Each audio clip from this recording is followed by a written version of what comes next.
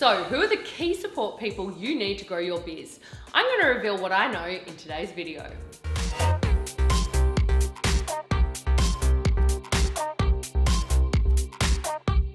Hi, I'm Victoria Gibson and I'm bringing women together so they can make a bigger impact with their business and create success on their own terms. Okay, so you've got your business rolling, right? You've got clients coming in, you're getting them great results, the money's pretty good, right? You've still got some lofty goals. You still want to grow, but how are you going to grow when you're already flat out? When you're already exhausted? When you've already got a gazillion things on your to-do list that of course you never get to the end of, right? Because you never do get to the end of a to-do list as an entrepreneur. But you're not going to be able to scale without support, right? And what do I mean by support? Well, hopefully a fully fledged team would be great, but maybe you just need that extra level of support. So if you were going to start building a team, what are going to be your first hires? Well, I'm just going to share my experience and what I learnt on this journey because I definitely had a ton of resistance around it. It was probably my inner control freak, well, that's definitely what it was. Also the fact that managing people and training people isn't really my genius zone either, right? Like I love being around people, but I get really impatient with people when they don't operate on the same level as me. And unfortunately, the key to having a successful team is having people that complement you and don't operate like you. Because if you build a team of yous, then it's very unlikely that you're going to reach the goals in your business, right? So if I build a team of people just like me, it would be really crazy. It would be chaotic, it would be loud, it would be a lot of creativity and visioning, but not a lot of execution, right? So what I understood after a few fails, like I had a gorgeous girl who was from the Philippines who would help me, but needed a lot of guidance, right? So I needed to have trained her. I mean, it was great. She was dirt cheap. She was $2 an hour, which I think I paid her $4 because she quoted me $2 an hour. I was like, I cannot pay you $2 an hour. I'll pay you $4. Wow, I'm so generous, right? So it was $4 an hour I was paying her. I had this resource right at the beginning of my business. There I was, thought I was so busy that I didn't have time to train her or just resisted it, put it down the bottom of the to-do list because she wasn't really pushing for it because that's kind of the way they are. They need to be very directed and need you to take the lead. And in hiring them, you probably should, right? So that didn't really work that well because things are kind of, get lost in translation or left, or the internet wasn't working very well one weekend. So it wasn't that reliable.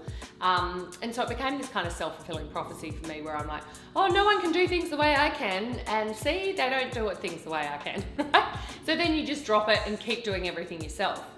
Then I was actually lucky enough to get a project manager who lived in the States and a gorgeous girl, but the problem is she was fantastic. My God, she did help me sort of get in and look at my business and change things around.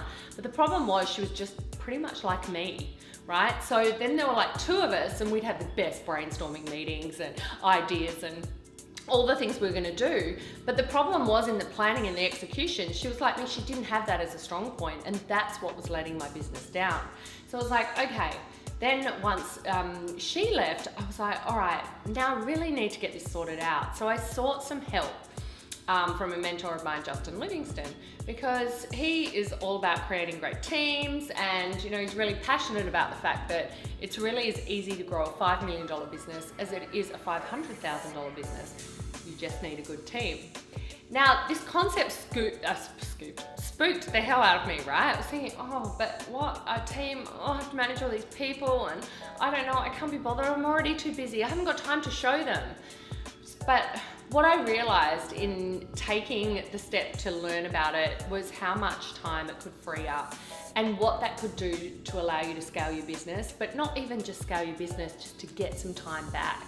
In the first couple of years of my business, I was working like so hard, doing everything. You've got to be, jack of all trades, master of none, right? Doing everything that is required to grow your business, to hustle to get clients, to market, to get a presence online, to do all your social media. And it's exhausting, right? And I'm sure you've been there or you are there, right? So you absolutely must allow key support people into your business. So who would I recommend you start with? Well, I would definitely start with like an overall kind of project manager. So it doesn't necessarily need to be an online business manager, or I think as they're sometimes called. It could be, that could be a good start for you as well. But maybe just start with a project manager where you can give them sort of key chunks of what you're doing and still give them an overall vision of what's happening. So maybe you make them responsible for certain projects that you know that you can outsource, they don't require you, and they've got elements in there that you can teach easily. Now, a project manager is just nice to have an offsider who is going to just know your business and understand what's on the plate, get things done, get things executed. So make sure they're not like you. If they're a project manager, they need to be able to execute and make things happen, right?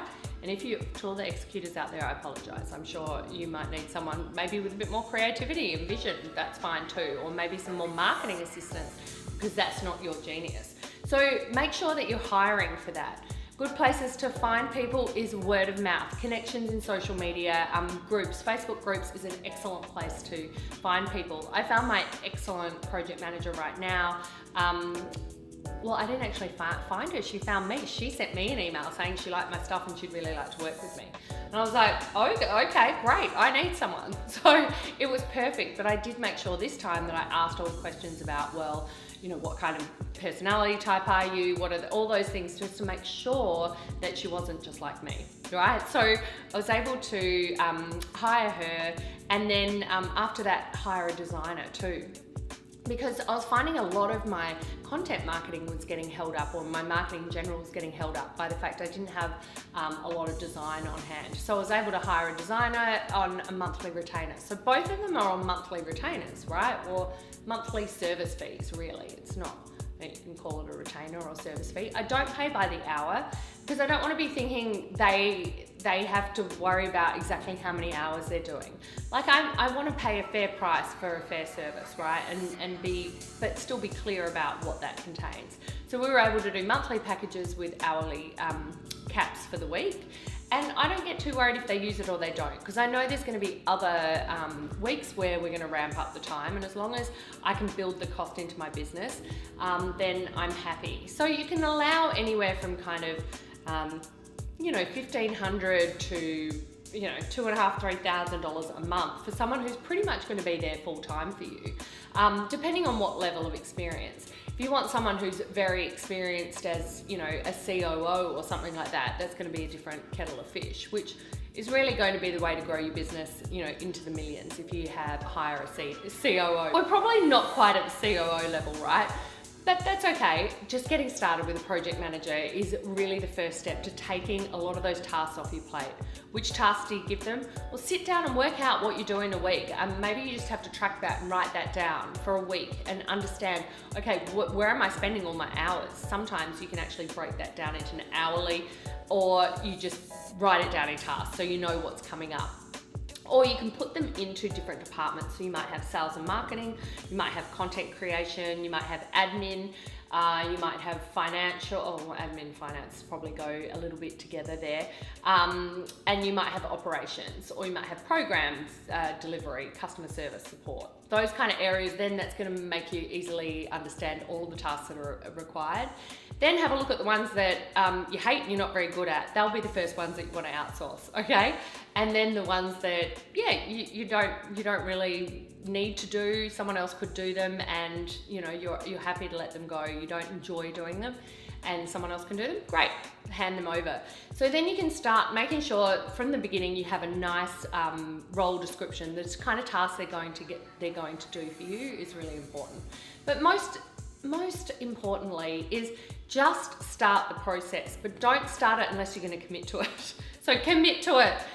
Induct people, help them. They can't read your mind, okay? And it's the best way to set yourself up for failure is to not help these people understand your business and help your team understand your vision, where you're headed, what you normally do, and how you need them to do it. Sure, they're not going to do it perfectly from the first, the first go with everything. I mean, I'm really lucky with mine. She does most things like brilliantly straight off. But some things are going to take a little bit of nurturing and back and forth, but you only need to do that for a short period of time, and then you're absolutely cooking. So take action. Think about what are the key support roles in your business you could start with now. As I said, they don't need to be full-time hires. They can be a contractor. So a project manager, designer, maybe it's a web person, like a tech web person is gold. Even just you get started with a bookkeeper if you're doing your own accounts. One of those, just get started. You're gonna need that support so that you can really be, the powerhouse that you are. So if you want to create more impact with your business and get more tips and advice like what I've shared with you today, then like my Facebook page, head on over to YouTube and subscribe, or go to victoriagibson.com for all my best stuff. I can't wait to see you soon.